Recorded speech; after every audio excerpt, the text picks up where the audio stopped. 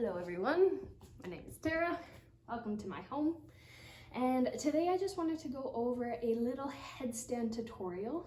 I think practicing at home, we are all trying things that we may not practice often in a studio setting. And I just wanted to go over a few of my pointers to ensure that you're practicing this safely and beginning to progress up to a really controlled lift into headstand so that you feel that you've got the confidence and the body awareness to do this on your mat in the middle of the room without a wall. So the first thing that I love to do when teaching headstand is you can either bring your palms to the top of your skull or a block on your head and apply slight downward pressure.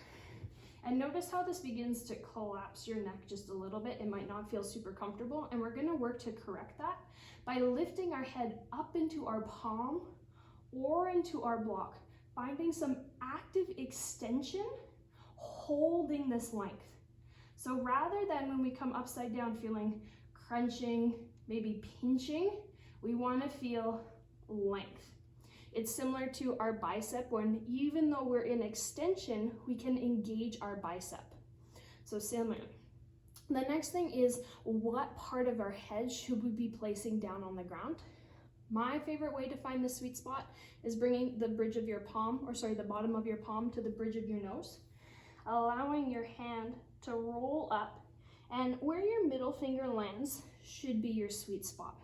And the reason why we want it right at the top of our skull is because when we flip upside down, we want to maintain the natural curve of our spine. If we're too far forward, we're going to jet our head back. If we're too far back, we're going to jet our head forward. We want the very center of our skull to be placed on the ground. We want to find that active extension and maintain the curvatures of our spine. Sweet. All right, so two different ways there's lots of different headstands, but the two foundational ones are traditional and then tripod. And I prefer traditional to begin with. So to find the shape, bring your arms down on the ground, taking opposite finger to opposite elbow. And then when you release your hands, this is the shape that you're gonna maintain. It's gonna be really tempting to splay your elbows out as we bring our head down. But if you think of your body as a very expensive camera, you want to set yourself up on the proper tripod that's going to be able to maintain balance. We never set up a tripod with all the prongs in a row. We need to create the triangle shape. So that's what we're going to do here. And then in the traditional, your hands will be interlaced. Some people prefer to tuck a pinky finger under. Mine aren't super sensitive, so I just keep them out. Some people have their fists wide. Some people pinch. I usually have crazy hair and I just hold my bun. And that's what works for me. So here I'm gonna show you against the wall, and I wanna make sure that I'm not right against the wall because that's gonna give my hips, my pelvis, no room to help lever my legs up. So I'm back about 1.5 feet-ish. Every time I do this, I measure where my arms are gonna be. Bring the sweet spot of my head down, and then I'm going to curl my toes, lift my hips into a downward dog shape.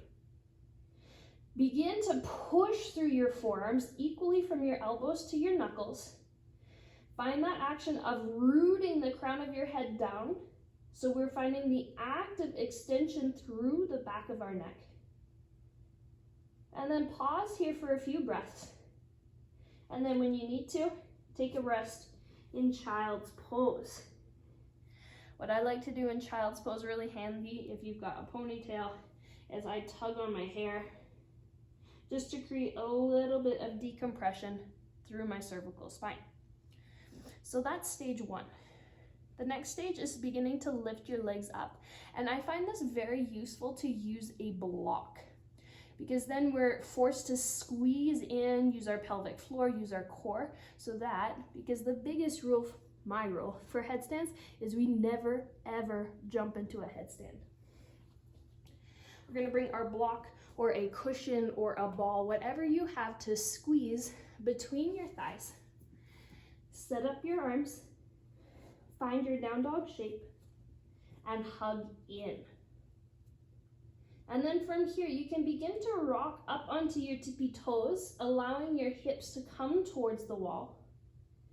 And then maybe bending your knees in towards your belly, and then tapping back down. Bending your knees in, and tapping back down. A few times like that is gonna feel like a lot of work for your lower belly, for your lower core, and that's what we want. That's gonna give us the control and the body awareness. There is a way where we can split up. Nice to use the wall. However, we're gonna use the wall only as a secondary support. We're gonna use the pressure through our arms as the first support.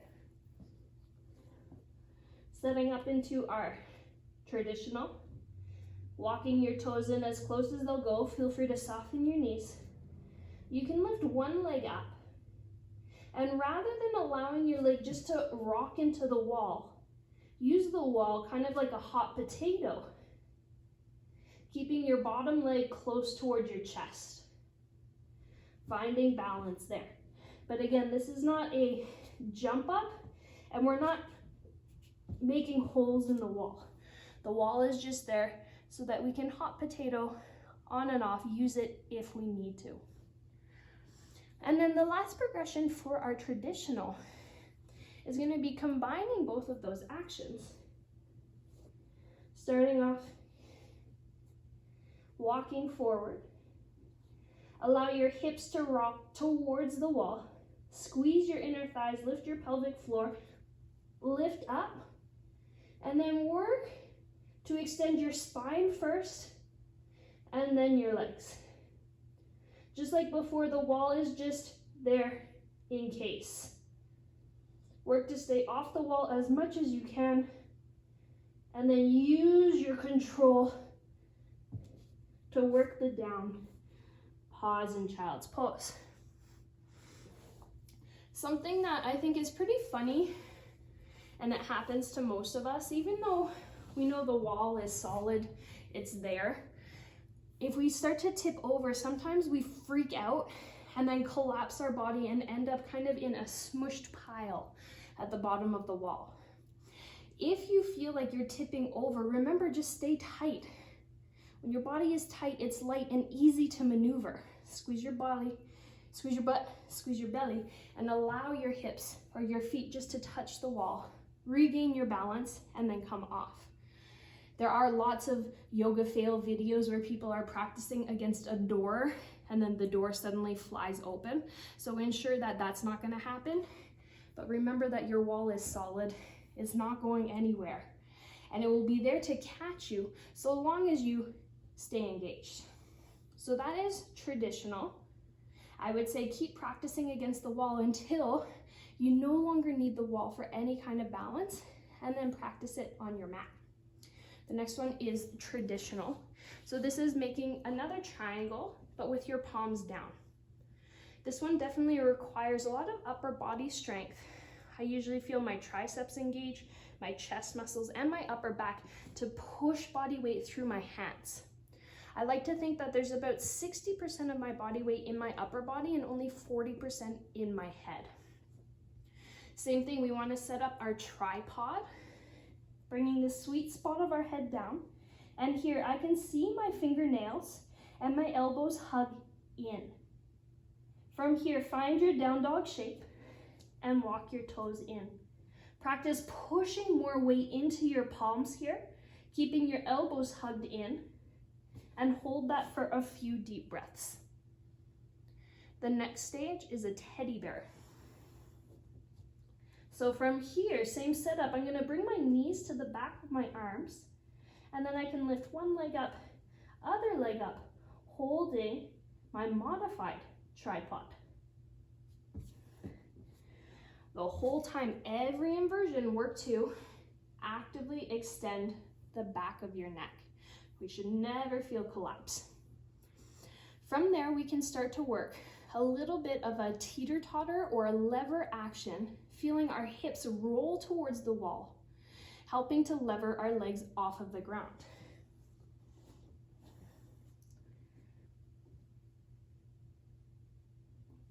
So again, no jumping. That could be a place where you bring the block between your thighs again and hug in. It's all about integration, creating strength, and then finding the lift. If we're thinking about shooting our legs up in the air or jumping up or kicking really fast, then not only do we have to worry about stopping our momentum when we're upside down, we have to quickly figure out where our body is in space. If we're slowly using control to lift ourselves upside down, then we always know exactly where we are, and we're more able to catch ourselves if we're about to spill over. So the last one is practicing coming all the way up. You can work it through a tuck with bent knees or through a pike with straight legs. So the tuck, we would start in this little shape, lift your hips, lift your legs, pike, straight legs, up.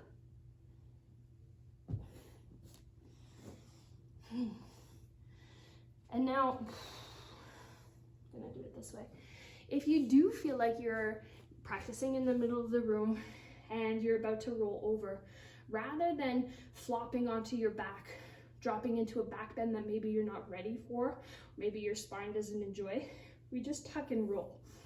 So from traditional, it's the exact same as doing a somersault. Make sure I don't kick anything here. Come up, I'm going over. I tuck my head and roll. So my hands went from here to here. And remember, balls roll easier than blocks. So we want to create this round shape through the back body. But I would say keep practicing against the wall until you no longer need the wall.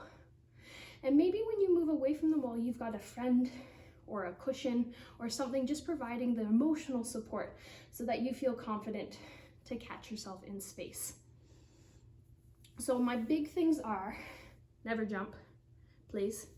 We don't want to apply a lot of downward pressure on our cervical spine. Headstands are a great way to strengthen the muscles supporting our neck. We want to practice on the sweet spot. In both traditional and teddy bear stand, work to keep more of your body weight in your arms than in your head. And use the props, blocks, block whatever between your legs and the wall to support yourself so that you're practicing safely, slowly, and with lots of control. And of course, having fun. Thanks.